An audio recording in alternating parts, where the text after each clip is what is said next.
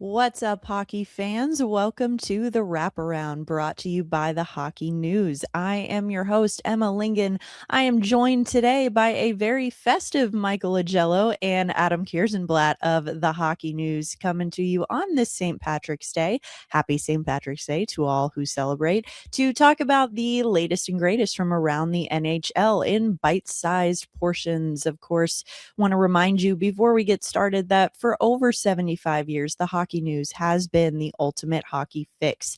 Now get 12 issues delivered straight to you, packed with stories, stats, and a bonus gift issue to kick things off. Head over to thn.com and get in on the action.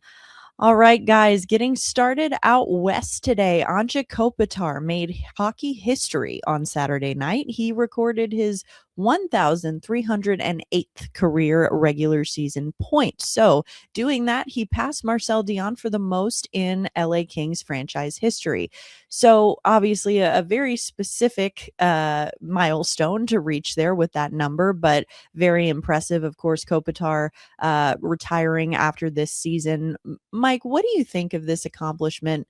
Especially with it coming in the official last season of Kopitar's career, and recency bias aside, where do you think he'll go down in terms of, top Kings players of all time? Well, since I'm old enough to remember Marcel Dionne, Marcel Dionne was not a two-way player. He was a great offensive player, center of the Triple Crown line with Charlie Simmer and Dave Taylor. And Kopitar is not like the best offensive player in the league, but he's just a consistent offensive performer, as well as being one of the top defensive forwards throughout the league. I mean, if it wasn't for Patrice Bergeron, I think he would have won more Selke trophies. He won 2 Stanley Cups, and now he has the career high mark for the Kings. I mean, it's either him or Drew Doughty as the best player in Kings history. And right now, Doughty's career isn't over with. So right now, I think Kopitar would have the lead, but we'll see how much longer Doughty plays.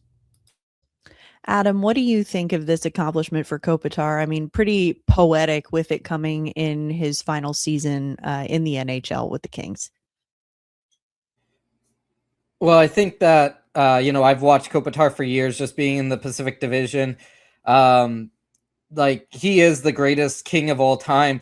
You look at the stat, he's the only one who one of the, when you look at the greatest kings, he's won multiple Stanley Cups. He's won those trophies in the Selke, over 1,000 points, like now the team all-time leader. And yeah, like Mike said, like if it wasn't for Bergeron, and he would have probably more Selkes in the end. But yeah, like he's just been dominant. He's been that leader, after Dustin Brown, he took over the captaincy. He's been that leader on and off the ice in the community in LA. He is one, like when we're talking about franchise greats, it's like when you think of Kings, who are the first players that you think of? And I think Kopitar is probably, top 2 or 3 on everybody's list.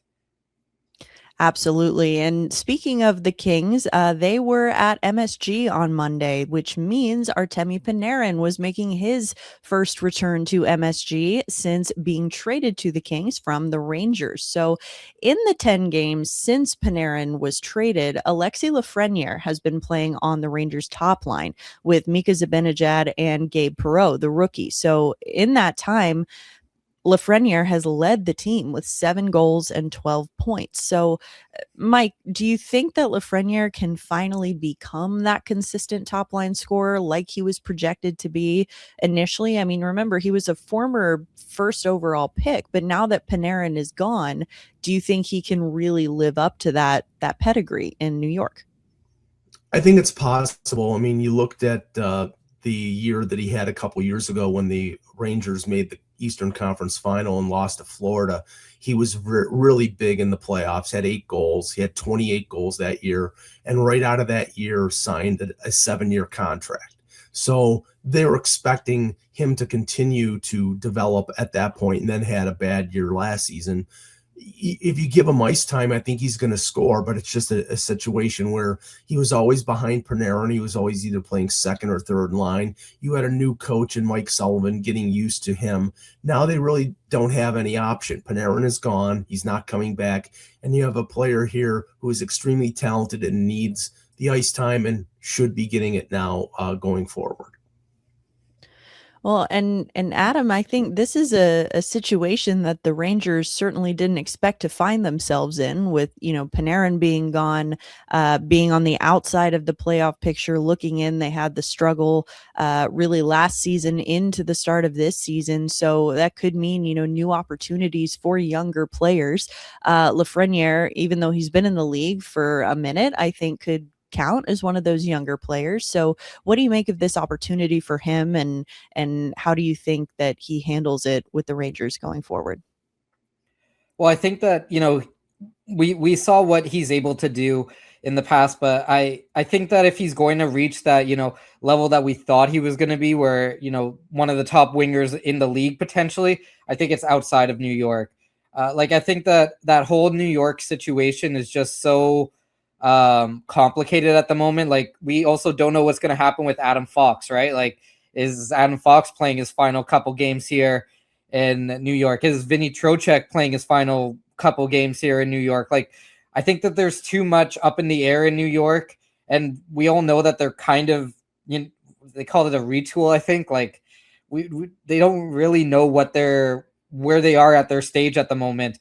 So I think that it's like, if he is going to take that next step and become one of those like all-star top wingers, it's going to be outside of LA. And I mean, Panarin said it. He would love to have Lafreniere with him in LA. So, some of that legal tampering, I guess, we saw the other night. Yeah, it could be interesting to see where the Rangers go from here. Like I said, not how they expected this season to go, especially with a new coach coming in Mike Sullivan. Certainly not how he expected to see it going either. Shifting gears a little bit, want to talk about Doug Armstrong. He, of course, announced earlier that he is stepping down as GM of the St. Louis Blues after this season, but he also mentioned at the GM meetings this week that he's going to be stepping down as GM of Team Canada as well. So Armstrong said that he wouldn't be involved in selecting his successor with Team Canada. He will be available if the next GM seeks advice, the way that he once sought advice from his predecessor, Steve Yzerman. Otherwise, he says that he's going to pretty much stay out of the way. So, Mike, now that we know this, who do you think Hockey Canada should consider as their next GM for future best on best events like the Olympics or the World Cup? Well, if you want a sort of symbiotic relationship with the coach, which seems to be, John Cooper has got the lock on being the coach of Team Canada, and then why don't you choose his general manager from the Tampa Bay Lightning, and that's Julien Brisebois. He's had remarkable success sort of retooling that franchise where they thought they were going to be sort of falling apart and taking a step back, and they've made moves and they've gotten great performances out of their players, and now they're a top contender in the East again.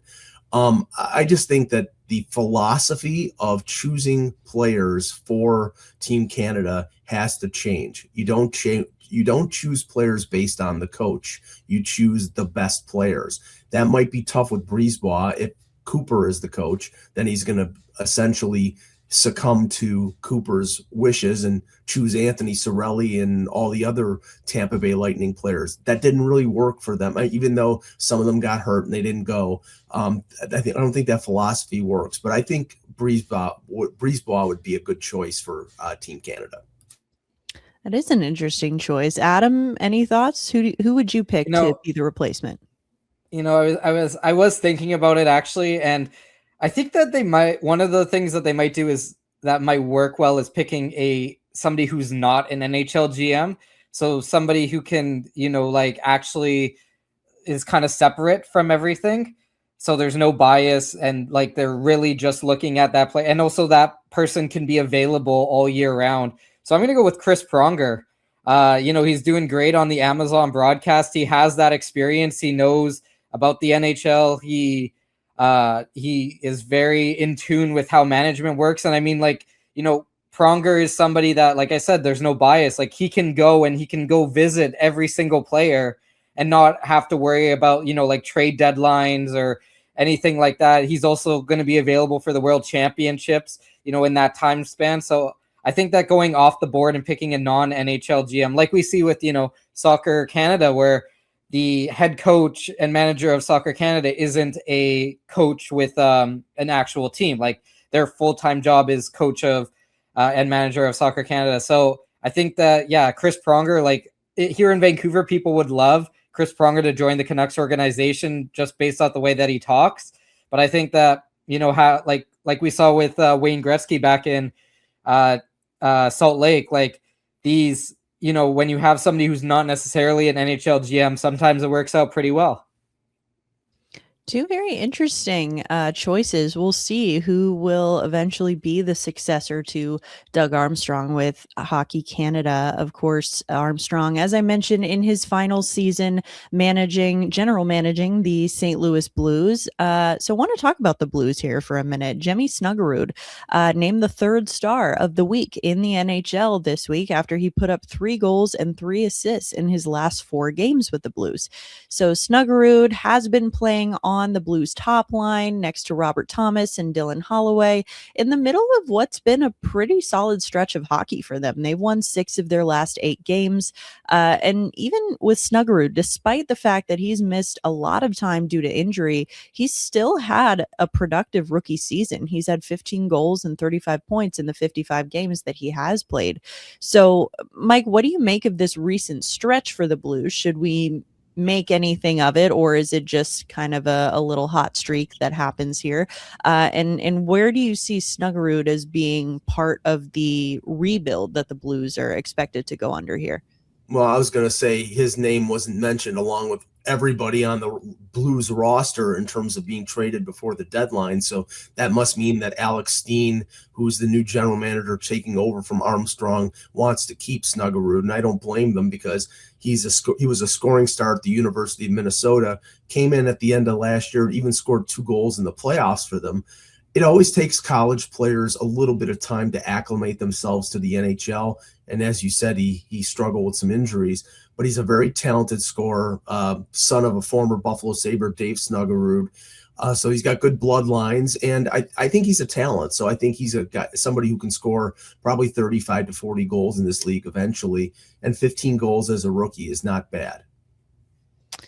Adam, what do you make of the kind of recent hot stretch that the Blues have had here? Obviously, Snuggerud being a huge part of that. And do you see him being a pivotal part of their rebuild going forward? Well, I mean, with the Blues, are we really surprised? Like, how many years in a row or how many years over the last, like, couple of years have they done this where, you know, all of a sudden they rise from the bottom of the standings and now they're all of a sudden in the playoff push again? I mean, sometimes with these, you know, NCAA players or junior players, when they come in, it takes a little bit of time to adjust. And then when they finally do adjust, it like hits like clockwork. So I think that that's kind of what has happened here with Jimmy Snuggerud. And I mean, like with the Blues, when you're going into the trade deadline and there's so much noise, sometimes teams can, you know, there's like a little bit of a vibe shift with the team where it's like you might see like a downward trend a little bit going into the trade deadline when everybody is rumored to be going everywhere. And then as soon as the trade deadline ends and that noise is gone, all of a sudden the team starts performing. So maybe that also has to do a little bit with it. Like there's a little bit more certainty. Like we know this is the group that we're going with, and everybody is kind of playing better, and Snuggerud is benefiting from that. Like you said, the Blues, they have a knack for doing this. They are having this kind of late surge. They're not currently in a playoff spot, but not too far out of it. Think about 5 points back of the second wildcard spot in the West. Another team going over to the East that had playoff aspirations after making the playoffs last year is the Ottawa Senators. Of course, last year they had made the playoffs for the first time since 2017. And yes, they lost to the Maple Leafs in the first round. They did appear to be on an upward trajectory with a lot of promising young players coming into this year. Now, that being said, things haven't exactly gone as planned for Ottawa. They're 7-1-2 in their last 10, but in the bigger picture, they're still outside of the playoff picture in the East. So if you look at their roster, goaltending seems to be the biggest thing that everyone kind of points at for the Senators. But if they don't make the playoffs this year, which currently they are not on track to do, Mike, do you see there being bigger changes happening for the Senators, maybe outside of goaltending this summer? I'm not sure about that. They may want to pursue depth on defense. I mean, Jensen, one of their defensemen, is out for the year, and Jake Sanderson is going to be out until next week. And without Jake Sanderson, I think their chances of making the playoffs are remote. But they're 4 points behind the second wild card, 5 points behind third place Montreal in the Atlantic Division. So they're not completely out of it. They're not. I mean, not by a long stretch are they mathematically out of it. They're just going to have to stay as hot as they've been in the last 10 games. But the goaltending situation has to be rectified. They had to call in James Reimer out of mothballs to be an effective backup, and he's been pretty decent because Merilainen cost them points, and probably points that are going to cost them a playoff spot unless they stay red hot in the last 4 weeks of the season. But quality team, Stützle, Tkachuk, Sanderson, the core is there. They maybe need to add around the edges, but they also need to solidify their goaltending and hope Ullmark stays consistent next year as he has in the last few weeks, but hasn't been throughout the season. Adam, you agree with that? You think there are other maybe bigger scale changes that need to be made in Ottawa? I think if you're Ottawa, you just have to kind of accept that this season has been a little bit of a sideshow with everything that's gone on. Like you also, the whole Linus Ullmark situation where he misses a couple weeks for the personal reasons, and the whole fallout that's happened based off of the, online rumors that were determined to be fake and everything. Like that really did send this team kind of into a tailspin, and like that's something that has to be considered when looking at this season. I mean, maybe they get a stronger backup, but like overall, this team is set for the future. Like a guy, Carter Yakimchuk, is somebody on the blue line that could take a step and be big part of their blue line next year. And yeah, Jake Sanderson out, that doesn't do them any favors, when they're pushing for spots. So, I mean, overall, I think that there's been so much chaos around that team, especially over the last couple months, that needs to be considered when kind of doing a deep dive over their entire season. Like Linus Ullmark is a good goaltender.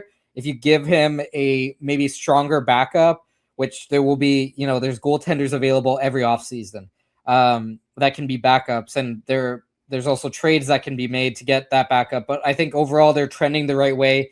Even if they miss, I think that you can chalk that up to, that plus all of the players that went to the Olympics and all, so I think that there's just so many factors that happen that even if they miss, it shouldn't be seen as like a step back, more of just like this everything kind of went against us this year. That's good perspective. And like we said, I think the Senators definitely not mathematically eliminated. They're still currently on the outside looking into that picture, though. One team in the East that is currently firmly in the playoff picture, rather surprisingly, based on what we thought at the beginning of the year, is the Pittsburgh Penguins. So they are currently in, I believe, second place in the Metropolitan Division. And one player who's been having a really underrated season for them is Anthony Mantha. So Mantha has already tied his career high in goals. He's got 25 and has put up a career high 51 points as well. He's tied with Brian Rust for second on the Penguins in scoring right now. And he's becoming a UFA this summer after signing a pretty modest 1 year, $2.5 million deal with Pittsburgh. So, Mike, unexpected production, not just from Mantha, but really from the entire Penguins team, I think, this year. What do you think Mantha will get on his next contract as a result of this, this season that he's had? And do you think he'll demand a lot of attention in free agency? Will the Penguins look to keep him? Because this is something we've talked about a lot, that the free agent market is pretty thin right now. So it might be in his best interest to actually explore what that market has to offer him. Well, first, there was a smart signing by Kyle Dubas. It was sort of found money to bring him in on a 1 year deal, give him heavy performance bonuses, and they were all tied to games played. So his base is $2.5 million, but he can make as much as $4.5 million if he plays the rest of the season. This free agent class is terrible. I mean, you got Alex Tuch, and then the next level is Bobby McMahon and Anthony Mantha. And I give Mantha a lot of credit. He's a big player. He's got a great shot. He's a really good offensive player, but he's been injury prone throughout his career, and that's going to mitigate what he's going to get on the open market. He's 31 years old, and he has stayed healthy this year. I mean, if you look at the team that signed him, they're the team probably that has some of the most of the cap space in the league. They only have $58 million allocated. So, they could sign him to a 2 or 3 year deal, probably more than anybody else could sign him for. And, it would be nice to play on the wing of Sidney Crosby. So, that might be an attractive factor there. So if I had to gamble, I would say they probably re-sign him if he's reasonable in terms of term. Yeah, that Crosby guy, he's pretty good, I hear. Adam, what do you think about Mantha and, where he goes from here? What do you make of the season he's had? Do you think the Penguins will look to keep him? Well, the one that the competition that I think will be very interesting to watch in the offseason is who gets paid more, Anthony Mantha or Evgeny Malkin, wherever both of them go. But I mean, like, Mantha's going to cash in, and good for him. Like, this is what free agency is all about, right? Like, as Mike said, the free agent class is considered very weak compared to other years. We had a rising cap. Teams are going to be a little bit cash happy. And like Nick Schmaltz just signed an 8-year deal. Mantha could sign like a 6-year deal with somebody. You never know.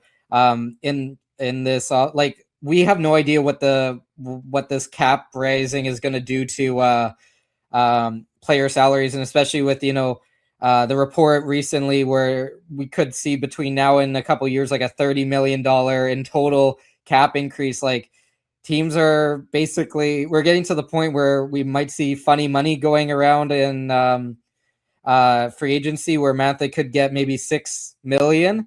That's not out of the question, but yeah, like, he's earned it just based off of what he's done this year. And I mean, if you're the Penguins, why wouldn't you try to keep him? But if it starts to get into a bidding war, it's going to be very interesting to see which team steps up. Very interesting indeed. Let's switch gears a little bit here. I want to talk about Mason McTavish. So he was scratched for the Anaheim Ducks in their game against the Montreal Canadiens on Sunday.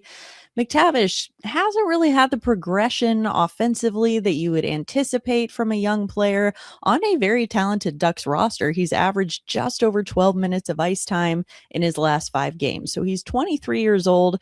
And remember, he's in the first season of that 6-year extension, making $7 million AAV. So Mike, what do you make of this situation? Should we overreact to this yet? Do you think it'll solve itself over time? Do you think McTavish could be falling out of favor with Joel Quenneville? Do you think the Ducks might consider moving him? I mean, how far ahead should we be looking here with this McTavish situation? Far be it from any player to ever fall out of favor with Joel Quenneville. We remember players in Chicago who were brought in, and then he didn't like them, and then they shipped him out. Now, I mean, McTavish is different. I do think this is a cautionary tale against players sort of holding out until late in training camp. He came in, he signed his contract in late September. The season started a little over a week after he signed the deal. And, he got off to an okay start, but really he hasn't progressed. And, this is a talented player, but you're talking about an organization that's got Cutter Gauthier, and that's got Beckett Seneca, and it's got Leo Carlsson, 2 of which have to be signed in the summer. So would I be shocked if they all of a sudden decided to trade Mason Marchment, maybe address other areas and sign those players to big contracts? I wouldn't be surprised, but I don't think Pat Verbeek is going to rush into trading a talented player who had a bad year or was having a bad year after signing a big contract. Yeah, this is the same organization that has also already traded away Trevor Zegras too. So, kind of making that choice without maybe saying it out loud that McTavish is the guy that we're going to go with here as kind of our center of the future. But Adam, what do you think? Do you think this is a situation that'll kind of resolve itself over time with McTavish? I mean, he still is just 23 years old.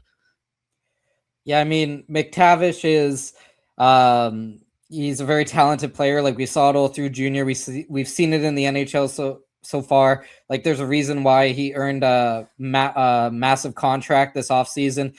Like, sometimes, rookies, they just need like a reset, right? Like, when you're this young, like, going into the press box for one game isn't necessarily the biggest of issues. It gives them a chance to kind of view the game from a different perspective. Now, if we're talking 3, 4, 5 games, that's a little bit more concerning, because that's when the relationship starts to strain. But yeah, like you don't put too much stock into it just until the games start to like line up a little bit. But I mean, McTavish also has really struggled this season. Like, I wonder if it's also maybe not a stylistic fit anymore with how Joe Quenneville wants them to play. Like, he's still trying to learn Quenneville's system. But yeah, like if there's ever wind that the Anaheim Ducks are willing to part with Mason McTavish, I mean, we saw what happened this last offseason when he wasn't signing, and all the rumors and all the chatter that was like, oh, which team is going to try to offer sheet him? Like, I am sure that there will be 31 teams lining up to try to get him if he does, for whatever reason, become available in the offseason. Absolutely. Young centers, or centers period, in this league do not grow on trees, and we've seen that just based with what the market for centers was at the trade deadline this year. So definitely a name worth keeping an eye on there, McTavish in Anaheim. Adam, since we have you here today, do have to ask about the WHL. So Everett Silvertips defenseman Landon DuPont was named the WHL Player of the Week. He recorded 8 points, 1 goal, 7 assists, and a +8 rating in 3 games this week. So he's projected to be a top pick in the 2027 draft. He's also put up 71 points in 60 games this season. So looking ahead into, farther into the future, is there a rebuilding team in the NHL right now, or a team that presumably will be rebuilding at that point, who you think could really use DuPont the most when he's eligible to be drafted next year?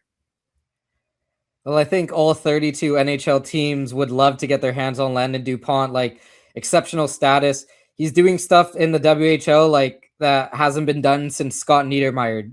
Like, that is pretty good company. He's breaking Scott Niedermayer's records in the WHL for players of that age. And I mean, this is a guy who has really stepped up his defensive game this year. Like, it took him a little bit of time to kind of learn the WHL game from the defensive side. He's always been really good offensively, but he's taken that step forward. He's like one of the best players in the WHL already, and we're not even in his draft year yet. But I mean, you look at, like, he's said in the past he would love to. One of his favorite teams is the Vancouver Canucks. That has gone viral multiple times here.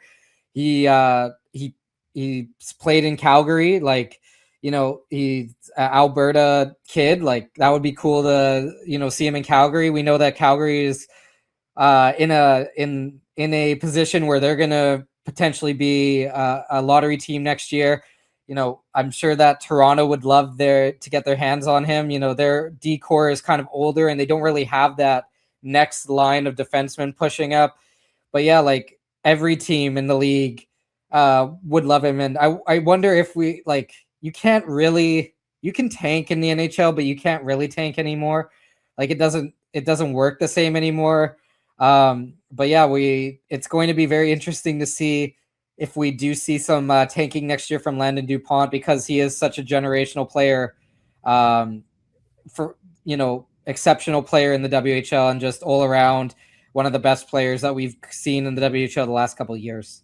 Adam, I just wonder whether he's going to follow the same pathway as Gavin McKenna. If the WHL is not a challenge for him, I've been putting up the year that he's putting up, whether he takes advantage of the NIL money and goes to Michigan or Penn State or someplace like that. I mean, that would be the challenge to face against older and bigger competition before he goes with the top overall pick in the 2027 draft. Yeah, very interesting.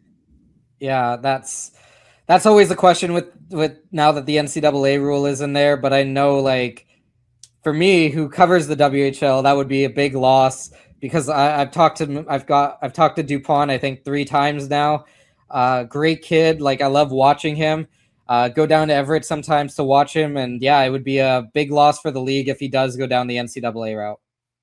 Well, we've now got breaking news here to announce. Edmonton Oilers forward Leon Draisaitl expected to miss the remainder of this regular season after suffering a lower body injury in the first period of their game against Nashville on March 15th. So Draisaitl, second on the Oilers in scoring with 35 goals and 62 assists for 97 points in 65 games this season. So needless to say, not a small loss for the Oilers here. They're currently third in the Pacific.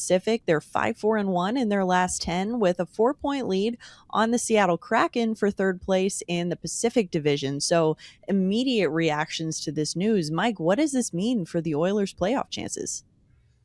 This coupled with the Tristan Jarry news, meaning Tristan Jarry is a sieve and can't stop a puck, and they've had to go to Connor Ingram as their starter. Not very good news for the Edmonton Oilers. I mean, all the teams pursuing them have games in hand. They're terrible defensively. Their goaltending has been suspect, as I just mentioned, and now it's impossible to check Connor McDavid. But when you have that 1-2 punch of McDavid and Draisaitl can take some of the heat off of McDavid and provide a weapon on the power play, this really hurts them. I'm not saying that they're going to fall out because McDavid has a nasty habit of defying logic when it comes to the Oilers, but it's not good news. And, it's going to be an interesting last 4 weeks of the regular season without Draisaitl in the lineup. Yeah, you never bet against McDavid, but like you said, really, really devastating news for Draisaitl and the Oilers here. Adam, what do you make of their playoff chances now that Draisaitl's not going to be in the picture? I think that everybody in California is very happy at the moment because, if the Oilers slip up, then we could see Anaheim, LA, and San Jose all in the playoffs. But I mean, like, this is just devastating news for the Oilers. Like Mike said, you already have the goaltending questions. They have some depth scoring, but like we've talked about all throughout the year, some of it's really disappeared. And they've really piggybacked off of Draisaitl, McDavid. But like I also look at this as, so let's play this out and say that the Edmonton Oilers do make the playoffs, which it's still possible. They're in that spot. I don't know if McDavid is ready or Draisaitl is ready for the playoffs. Like if you're shutting him down at this point for this long, when you're not like know that you might not make the playoffs, like how long is it going to be? Like, is this a thing where if the Oilers start in the first round, he doesn't play in the whole first round? Is it maybe he comes back in game 3 situation? Like this is massive just for the Oilers, even in the playoffs. Like, I think it's a fair guess that we might see 2 different NHL teams in the Stanley Cup final this year. But I mean, it's gone from bad to worse to whatever this is for the Edmonton Oilers this year. Yeah, this is about as close to a worst case scenario, I think, as you can get if you're the Edmonton Oilers. So really unfortunate news for them, unfortunate news for Draisaitl. But big news, big, unfortunate, devastating news to end the day today, if you're an Oilers fan, at least. Of course, if you want to read more about the Oilers, about Draisaitl's injury, about any of the other teams or topics we've talked about today, please head over to the Hockey News. It's been the go-to for all things hockey since 1947. 12 issues packed with game and player insights. It's a must-have for any fan, plus a free issue to start. So head over to THN/free and grab your subscription today. That is going to do it for today's episode of the Wraparound. Thank you to everyone who tuned in to listen to us talking some hockey and break some injury news here today. We do appreciate it. Of course, we will be back with an all-new episode on Thursday. For Mike Agello and Adam Kiersonblatt, I'm Emma Lingen. This is the Wraparound, and we will see you next time.